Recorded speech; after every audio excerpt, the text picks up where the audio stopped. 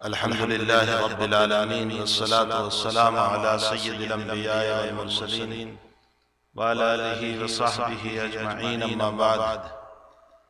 عن أبي هريرة رضي الله تعالى عنه عن النبي صلى الله عليه وسلم المؤمن مرآة المؤمن رواه ابو داود. بزرگان محترم، معزز خواتین، مائیں بہنیں اور بیٹیاں، میں نے حدیث شریف ایک چھوٹی سی حدیث شریف پڑھی ہے، لیکن نبی علیہ السلام کی چھوٹی سی بات اپنے اندر بہت سارے مسائل کو لیے ہوئے ہوتی ہے. حضرت کو نبی علیہ السلام کو حق تعالی جل شانہ و امان والہ نے جوامع الکلم بنایا تھا. جوامع الکلم کا معنی ہوتا ہے جامع بات کرنے والا، یعنی بات چھوٹی سی ہو اور معانی اس میں بہت ہو، اس کو جوامع الکلم کہا جاتا ہے. مثلا آپ نے فرمایا انما الاعمال بالنیات، سارے عمل کا مدار تمہاری نیت پر ہے. چھوٹی سی بات ہے، اچھی نیت ہے اللہ تعالیٰ اس پر اچھا ثواب دے دے گا، اور بری نیت سے کام کیا اللہ اس پر اپنی طرف سے جو گناہ کے مسائل ہے وہ ہوں گے. ایک انسان کسی غریب یتیم بچی کی مدد کرتا ہے تعاون کی نیت سے ثواب، اور غریب یتیم بچی کی مدد کرتا ہے غلط نیت سے گناہ ہوگا.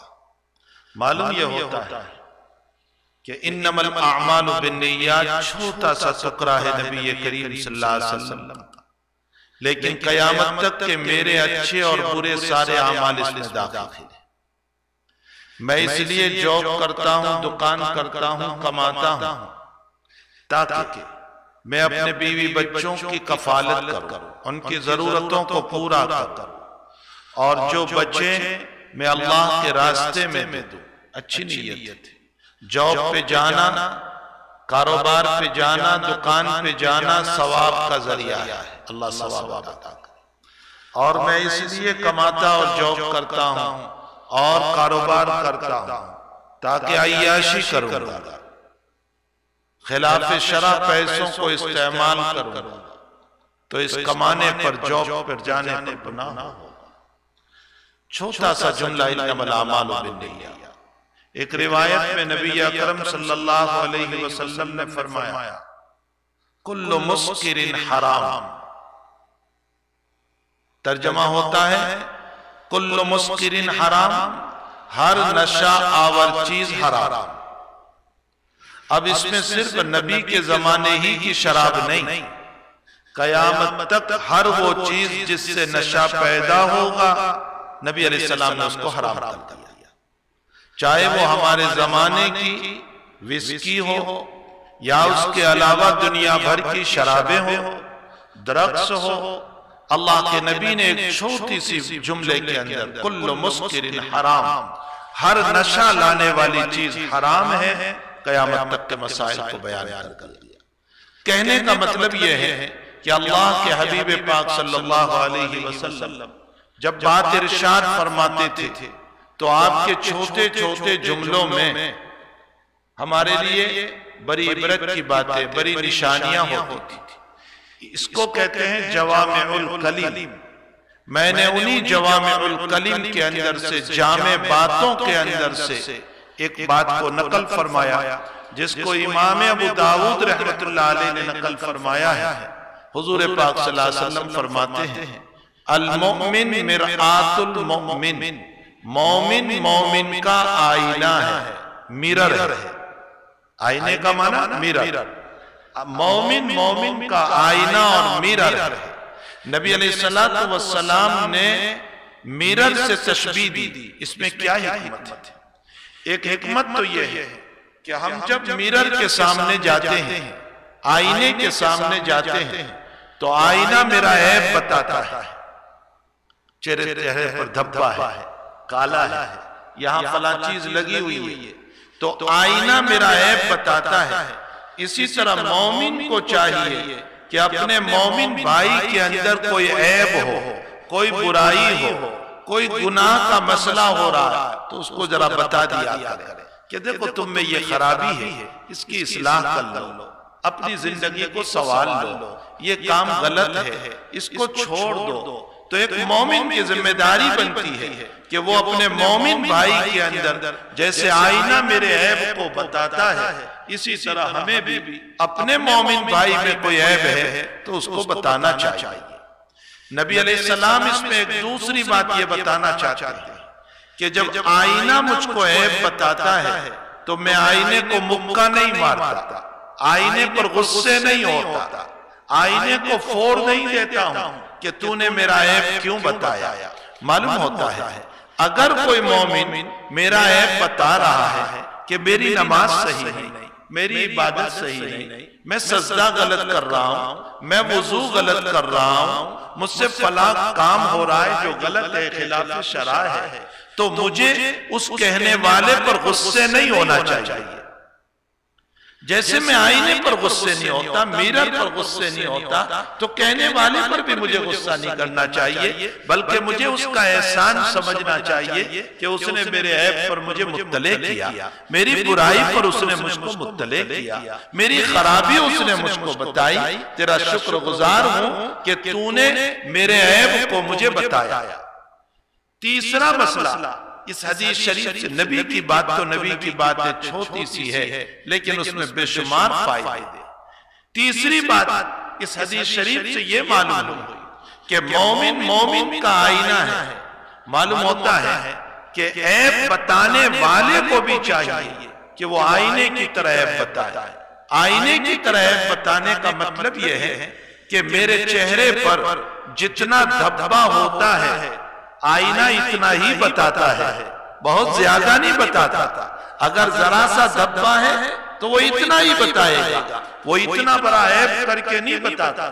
معلوم یہ ہوتا ہے کہ اگر کوئی کسی کو عیب بتائے تو جتنا عیب ہے اتنا ہی بتائے، بڑا چڑھا کر کے اتنا بڑا نہیں بتائے۔ بیچارہ صغیرہ کام کر رہا ہے تم اس کو کبیرہ بتانے لگے، چھوٹا سا عیب ہے اس کو بڑا بتانے لگے، معمولی عیب ہے اس کو بہت بڑا بتانے لگے۔ اگر ہم بڑا بتاتے ہیں اس کا مطلب ہم اس کو ذلیل کر رہے ہیں، ہم اس کو رسوا کر رہے ہیں۔ امام شافعی رحمت اللہ علیہ کی بات سنو، حضرت الامام محمد ابن ادریس الشافعی رحمت اللہ علیہ فرماتے ہیں کہ من نصح فی الخلوۃ، جس نے تنہائی میں نصیحت کی اس نے نصیحت کی، اس نے مومن کی عزت کا لحاظ رکھا، اس نے مومن کی عزت کو محفوظ رکھا اور سامنے والا اس کی بات کو قبول کرے گا۔ وَمَن نَصَحَ عَلَانِيَةً، اور جس نے مجمع میں کسی کو کہا تو نالائق ہے، تجھ میں یہ عیب ہے، تو فلاں ہے، فَقَدْ فَضِحَ، اس نے اس کو ذلیل کیا، اس نے اس کو رسوا کیا اور سامنے والا اس کی بات نہیں مانے گا۔ آئینے کی صفت یہ ہے کہ وہ جس کا عیب ہوتا ہے وہ جتنا عیب ہے اتنا ہی بتاتا ہے، اس کو بہت بڑا نہیں بتاتا۔ تو جس میں جتنی خرابی ہو اتنا بتانا چاہیے، نہ یہ کہ ہم اس کو بڑے بڑے عیب کہہ کر کے اس بیچارے کو ذلیل کرے، اس کو رسوا کرے، اس کی عزت کو پامال کرے۔ خوب یاد رکھو، جس نے کسی کی عزت کو پامال کیا، پیارے آقا کا فرمان ہے وفات سے پہلے اللہ کسی طرح اس کو ذلیل کرے گا، اس کو رسوا کرے گا، اس کو بے عزت کرے گا، اس کی عزت ملیا میٹ کرے گا۔ یہ نبی کریم صلی اللہ علیہ وسلم کا فرمان ہے۔ آئینے میں ایک خصوصیت اللہ کے نبی علیہ السلام کی اس بات سے اور بھی معلوم ہو رہی ہے۔ آئینے میں ایک خصوصیت یہ ہے کہ جب ہم آئینے کے سامنے جاتے ہیں تبھی وہ میرا عیب بتاتا ہے اور مجھ ہی کو بتاتا ہے۔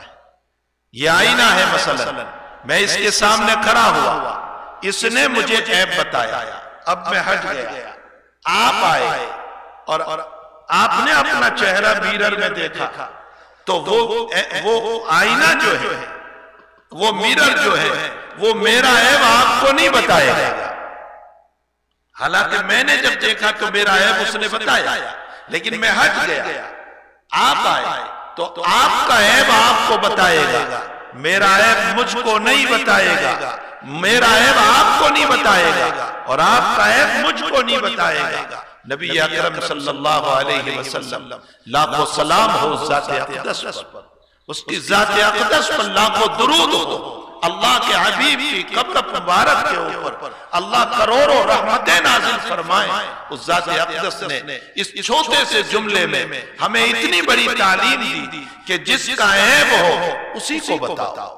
تم اس کو بھی بتا رہے ہو، مجلس میں بول کر لوگوں کے عیب کو بیان کر رہے ہو، لکھ کر کے تم لوگوں کے عیبوں کو بیان کر رہے ہو۔ اللہ کے نبی فرماتے ہیں یہ طریقہ نصیحت کا نہیں ہے، جس کا عیب ہے اسی کو بتا دو، دوسروں کے سامنے اس کو ذلیل نہ کرو، اس کو رسوا نہ کرو، اس کی عزت کو پامال نہ کرو، اس کو برباد نہ کرو، اس لیے کہ یہ کسی کا عیب بتانے کا طریقہ نہیں ہے، یہ تو ذلیل کرنے کا طریقہ ہوا، یہ رسوا کرنے کا طریقہ ہوا، یہ کسی کو بے عزت کرنے کا طریقہ ہوا، یہ کسی کی عزت کو پامال کرنے کا طریقہ ہوا۔ فرمایا آئینہ اور میرر کی صفت یہ ہے، اللہ کے نبی فرماتے ہیں وہ آپ کا عیب آپ کو بتائے گا، آپ کا عیب دوسروں کو نہیں بتائے گا۔ اگر تم واقعتاً خیر خواہ ہو، واقعتاً مومن ہو، واقعتاً تم نصیحت کرنا چاہتے ہو، واقعتاً تم برائی سے روکنا چاہتے ہو، تو جس کا عیب ہے،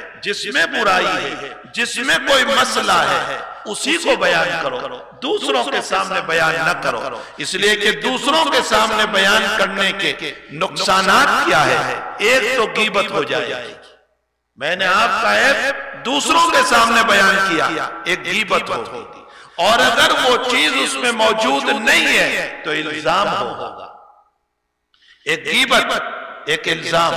نمبر 3، فقہاء فرماتے ہیں کہ آپ نے علانیہ اس کو بیان کیا لوگوں کے سامنے تو اس کی ذلتی ہوئی، تو ایک مومن کی غیبت، ایک مومن پر الزام، ایک مومن کو ذلیل کرنا اور اس کی عزت کو پامال کرنا، یہ تمام برائیاں اس کے اندر آئی۔ معلوم ہوتا ہے آپ نصیحت کرنے نہیں چلے ہیں بلکہ لوگوں کے گناہ کو اپنے سر پر لینے چلے، آپ اچھا کام کرنے نہیں چلے ہیں بلکہ لوگوں کی برائیوں کو اپنے سر کے اوپر لے رہے۔ حضور پاک صلی اللہ علیہ وسلم نے اس چھوٹے سے جملے میں المومن مرآت المومن، مومن مومن کا آئینہ ہے، مومن مومن کے لیے میرر ہے، اس میں یہ ساری باتوں کی تعلیم دی ہے کہ اگر کوئی میرا عیب مجھ کو بتاتا ہے تو مجھے برا نہیں جاننا چاہیے، لیکن نصیحت کرنے والے کو چاہیے جتنا عیب ہے اتنا ہی بتائیں، بڑا چڑھا کر کے نہ بتائیں، جس کا عیب ہے، جس کی برائی ہے اسی کو جا کر کے بتائیں، دوسروں کو نہ بتائیں۔ یہ ساری باتیں حضور پاک صلی اللہ علیہ وسلم کے اس جملے کے اندر ہے۔ ایک چوتھی نصیحت اس کے اندر یہ بھی بتائی گئی کہ آئینہ ایک مرتبہ میرا عیب بتا کر بند نہیں کر دیتا، تھک نہیں جاتا، میرا عیب ہے میں ایک مرتبہ جاؤں گا تو مجھے بتائے گا، میں ہٹ گیا پھر کسی کو نہیں کہے گا، پھر میں آؤں گا پھر مجھے بتائے گا، پھر میں آؤں گا پھر مجھے ہی بتائے گا، لیکن دوسروں کو نہیں بتائے گا۔ نبی علیہ السلام نے اس حدیث شریف میں یہ بھی بتایا کہ ایک مرتبہ عیب بتا کر تم بند نہ کر دینا، جب وہ بھائی ملے اور اس کے اندر وہ برائی موجود ہو تو محبت کے ساتھ، پیار کے ساتھ، حسن اخلاق کے ساتھ تم اس کو بتاتے رہنا، تم اس کے عیب کو بتاتے رہنا، لیکن اسی کو بتانا، کسی دوسرے کو نہ بتانا، اس لیے کہ مومن مومن کے لیے آئینہ ہے، آئینہ جس کا عیب ہے اسی کو بتاتا ہے، دوسروں کو نہیں بتاتا۔ پھر عیب کے بتانے میں درد بھی ہونا چاہیے، اخلاص بھی ہونا چاہیے۔ مجھے آپ کا عیب پتا چلا، میں تنہائی میں، خلوت میں جب آپ کو یا مجھ کو میری برائی پر مطلع کریں تو اس صورت میں اخلاص بھی ہو، درد بھی ہو. نبی اکرم صلی اللہ علیہ وسلم کے باب میں قرآن کریم نے دو باتیں بیان فرمائی.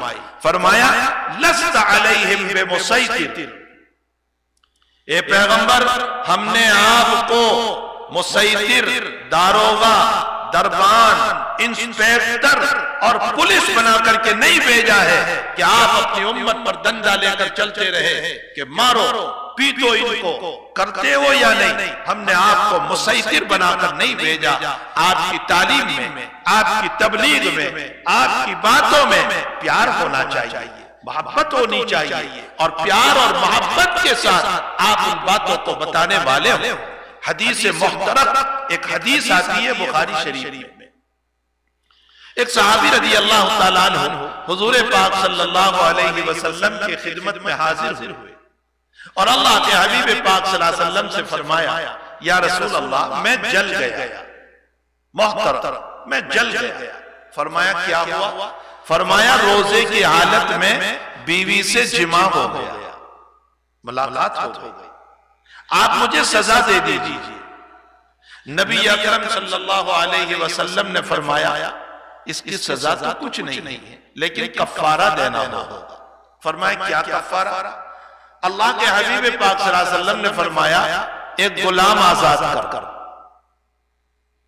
تو وہ صحابی اپنے گردن پر ہاتھ مار کر کہنے لگے میں میری ذات کے علاوہ کسی کا مالک نہیں ہوں، میرے پاس کوئی غلام نہیں، میں کہاں سے آزاد کروں؟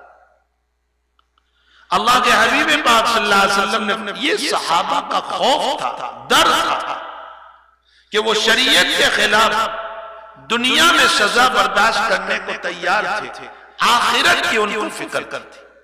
وقت نہیں ہے ورنہ میں کچھ واقعات صحابہ کو سناتا. غزوہ موتا ہوا.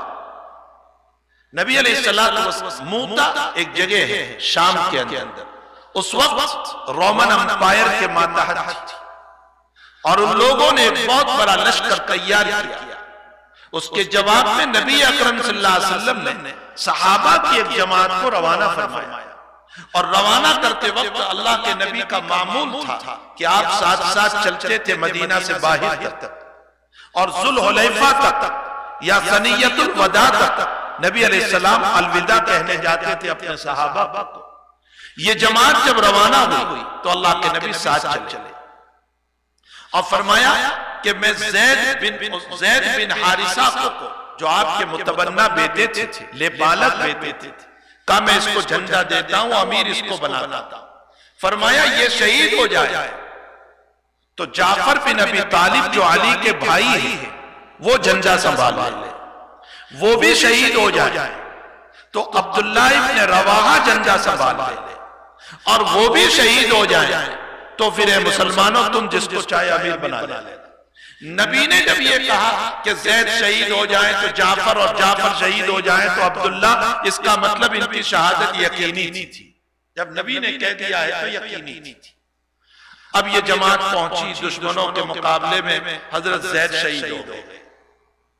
جعفر نے جھنڈا سنبھالا، ان کا دایاں ہاتھ کاٹ دیا، بائیں ہاتھ میں پکڑا، بایاں ہاتھ کاٹ دیا، منہ سے پکڑ لیا، گردن بھی کاٹ دی. تو عبداللہ ابن رواحہ نے جھنڈا سنبھالا اور وہ 1000 کلومیٹر دور ہے مدینے سے اور اللہ کے نبی مسجد میں بیٹھ کر بطور معجزہ کے فرما رہے ہیں میرا زید شہید ہو گیا، میرے جعفر نے جھنڈا سنبھالا، میرا جعفر شہید ہو گیا، میرے عبداللہ نے جھنڈا سنبھالا، میرا عبداللہ شہید ہو گیا. اور عیناہ تذرفان، رو رہے نبی علیہ السلام اپنے صحابہ کی شہادت پر.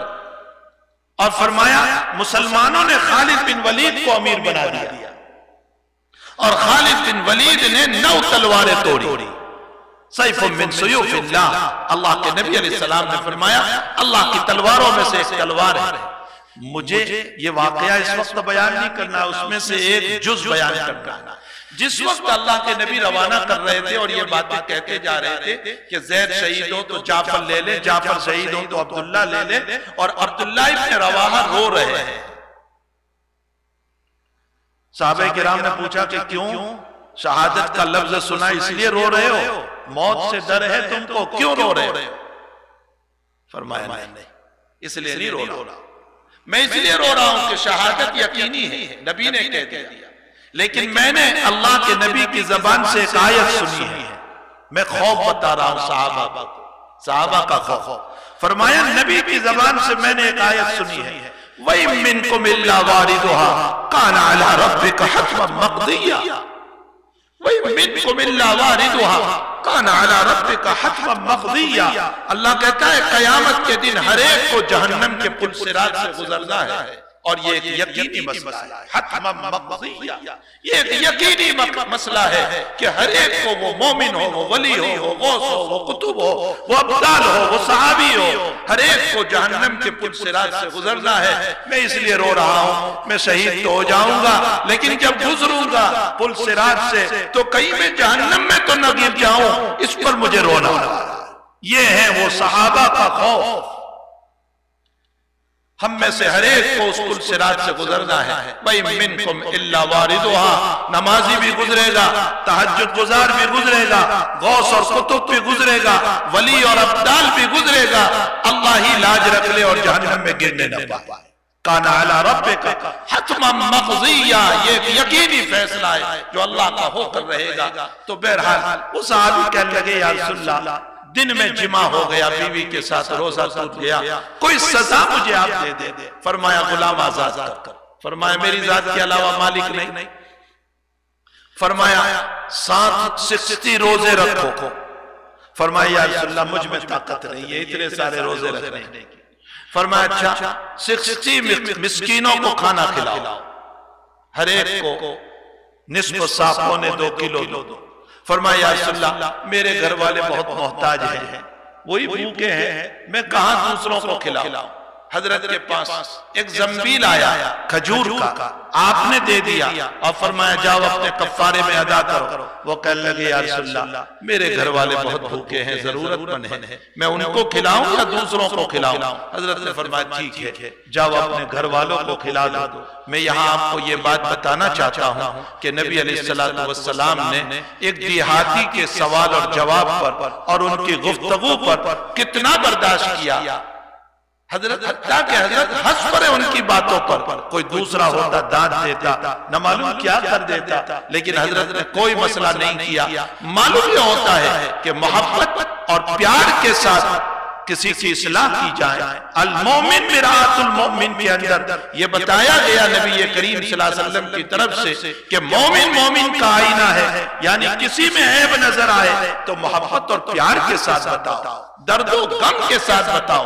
یہ نہیں کہ اس کو رسوا کرو، اس کو ذلیل کرو، اس کو لکھ کر یا اس کو بیان کر کے مجلسوں میں کسی کی عزت لو۔ یہ آئینے کا کام نہیں ہوتا، یہ میرر کا کام نہیں ہوتا، یہ طریقہ مومن کا نہیں ہوا کرتا ہے۔ مومن تو چپکے سے اصلاح کرتا ہے، مومن تو چپکے سے برائی بتاتا ہے، مومن اخلاص کے ساتھ برائی بتاتا ہے۔ لعلک باخع نفسک الا یکونوا مؤمنین، لعلک باخع نفسک الا یکونوا مؤمنین۔ نبی علیہ السلام کے درد و غم کو اس آیت میں بیان کیا گیا۔ میرے محبوب تم تو اپنی امت کے پیچھے ایسے رو رہے ہو، ایسا درد ہے، ایسا غم ہے اپنی امت کا کہ تمہیں کہیں اٹیک نہ آ جائے، تم اپنی جان نہ کھو بیٹھو، اتنا درد و غم اپنی امت کا ہے۔ یہ درد و غم ہماری دعوت میں، ہماری اصلاح میں، ہمارے عیب کو بتانے میں ہونا چاہیے۔ اور اگر یہ درد و غم نہیں ہے، اخلاص نہیں ہے،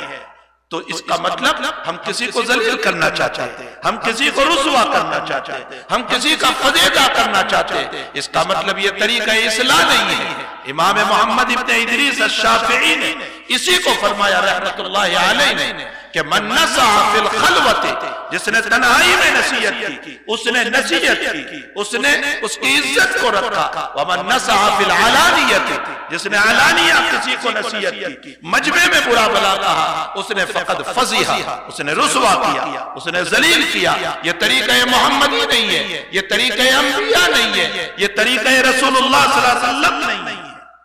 ایک بات مجھے اس پر ایک روایت یاد آئی، حضرت حسنین دریائے فرات جو عراق کے اندر بہت بڑی ندی ہے، بہت بڑی ریور ہے فرات ندی، یہ حسنین وہاں سے گزر رہے تھے۔ ایک بڑے میاں تھے، وہ وضو کر رہے تھے، لیکن ان کا وضو سنت کے خلاف تھا۔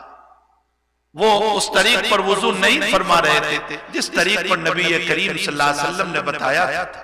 اب بڑے میاں کو کیسے بتائیں کہ آپ غلط کام کر رہے ہیں؟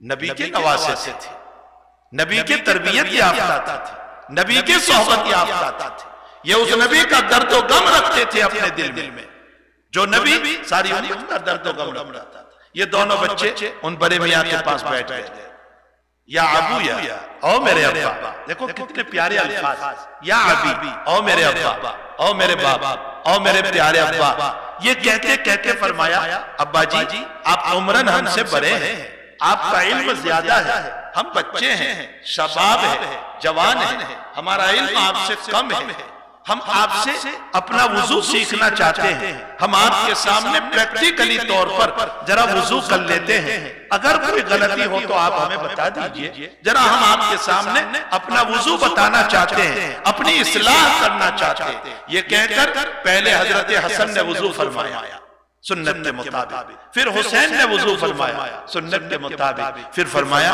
ابا اس میں کوئی غلطی ہو تو ہمیں بتا دیجئے تاکہ ہم اپنی اصلاح فرمائیں۔ اس بڑے میاں کی آنکھوں سے آنسو جاری تھے، انہوں نے فرمایا بیٹے تمہاری غلطی نہیں ہے، میرا ہی وضو غلط تھا۔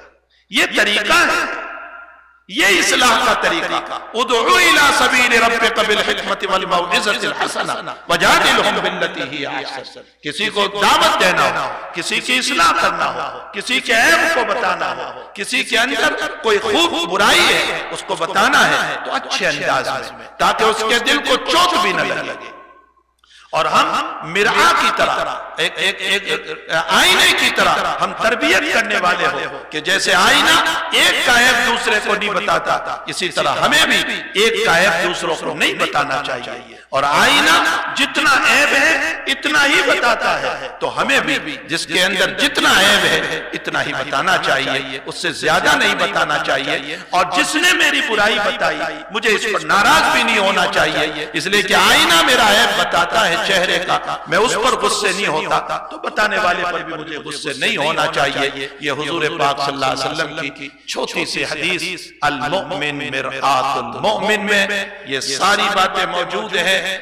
اگر مومن اپنی تربیت اور اصلاح کرنا چاہتا ہے تو بہت کچھ اصلاح ہو سکتی ہے۔ اللہ جل شانہ ہم تمام کو محمد رسول اللہ صلی اللہ علیہ وسلم کے اس مبارک طریق کے مطابق دعوت و تبلیغ کی اور اصلاح کی ہمیں توفیق عطا فرمائے۔ وصلی اللہ علی النبی الکریم برحمتک یا ارحم الراحمین۔